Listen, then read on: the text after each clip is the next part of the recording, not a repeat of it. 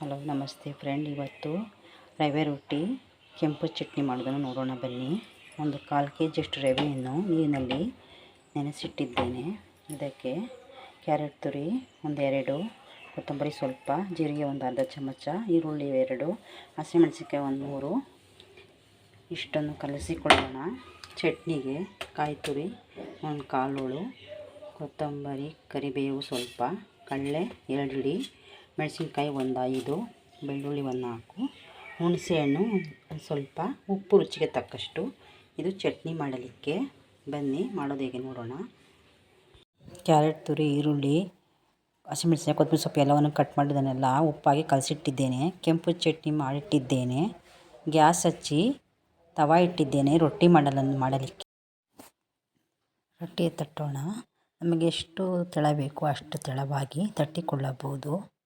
ತುಂಬ ಚೆನ್ನಾಗಿ ಬರುತ್ತದೆ. ರೊಟ್ಟಿ ತಟ್ಟಿದ ಮೇಲೆ ಚೆನ್ನಾಗಿ 2 ಕಡೆ ಬೇಯಿಸಿದರೆ ರೊಟ್ಟಿ ರೆಡಿಯಾಗುತ್ತದೆ. ನೋಡಿ, ರವೆ ರೊಟ್ಟಿ ಚಟ್ನಿ ರೆಡಿಯಾಗಿ